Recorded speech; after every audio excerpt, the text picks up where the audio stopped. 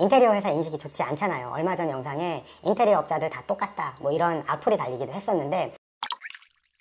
안녕하세요 여러분, 김정현입니다. 저는 제 유튜브 영상에서 인테리어 영업에 대한 이야기, 또 자기계발, 회사의 포트폴리오 등을 다루고 있어요.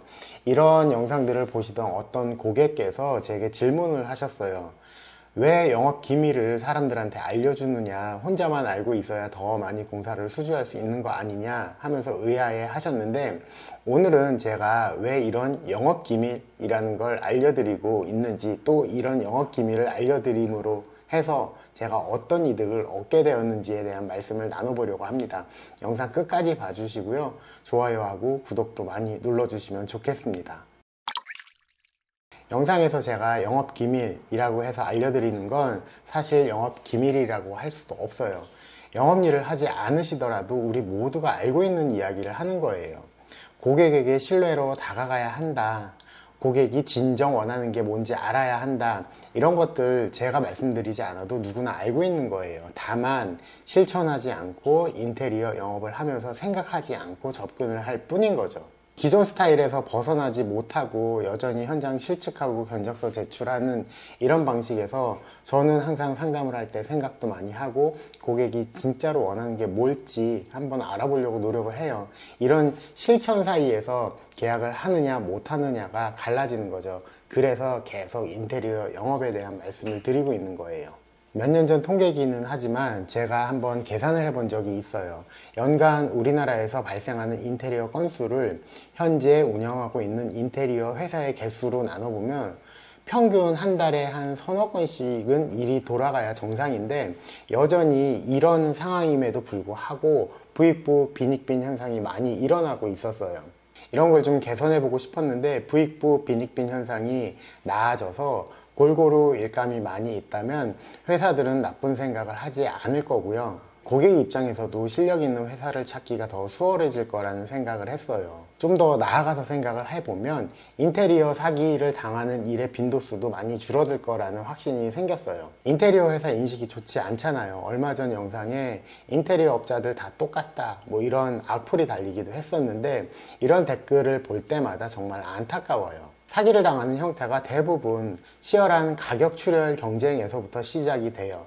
일감이 없으니 가격을 낮춰서 공사를 수주하고 이 낮은 가격에 공사를 하다가 감당이 안 되니까 나 몰라라 하는 식으로 잠적해 버리는 경우들을 흔히 봤어요. 이런 경우 고객의 입장에서 보면 사기를 당하는 셈이 되는 거죠.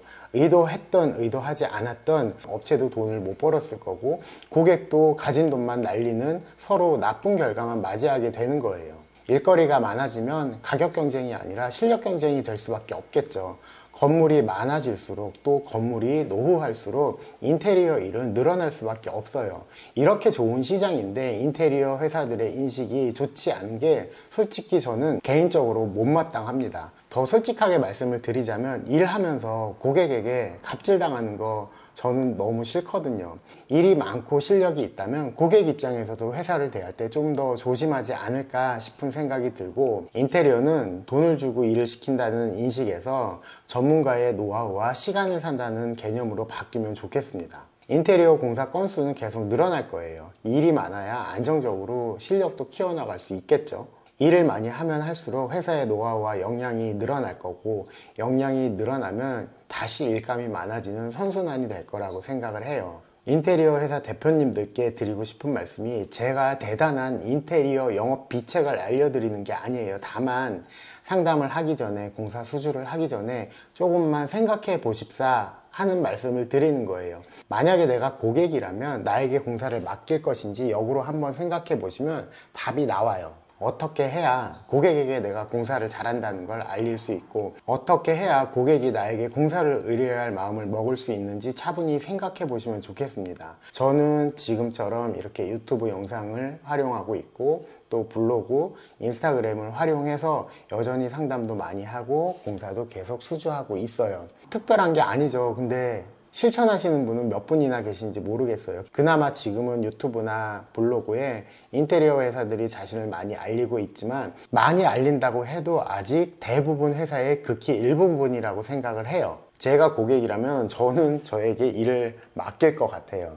내가 얼마나 많이 신경을 쓰고 어떻게 작업할지 고객과 충분히 협의를 할 것이고, 이렇게 협의를 하니까 공사하는 과정 내내 갈등도 현저하게 줄어들 거라는 걸 저는 알거든요. 자, 그럼 이런 사실을 저만 알고 있으면 될까요? 고객에게 많이 알려야겠죠. 고객이 알아야 상담의 기회도 생기고 공사 수주의 기회가 생기는 거예요. 자, 어떠세요? 지금까지 제가 드린 말씀이 대단한 영업의 기밀 같으세요? 아니에요. 누구나 다 알고 있는 건데 실천하지 않고 생각하지 않을 뿐인 거예요. 제가 인테리어 영업하는 방식을 계속 말씀드리는 건 이런 말씀을 듣고 혹시 어떤 회사 한 곳이 한 개라도 더 공사 수주를 한다면 좀 시장이 건전해지지 않을까라는 정말 소박한 바람도 있고요. 결론적으로 제가 처음 말씀드린 것처럼 인테리어 영업 방식을 계속 알려드림으로 해서 제가 얻게 되는 이득은 고객께서 한 차원 높은 눈높이를 가질 수 있고, 또 그만큼 제가 더 존중받을 수 있게 되었다는 것하고, 영업에 대한 말씀을 나누다 보니까 제가 일해왔던 방식을 저 스스로 좀 정리할 수 있었어요. 여기서 한 차원 더 나가서 전자책도 쓸 수가 있었고요. 제가 이렇게 영상으로 말씀드리는 걸 통해서 인테리어 시장이 조금이나마 건전해질 수 있으면 참 좋겠습니다. 오늘 영상은 여기까지 할게요. 감사합니다.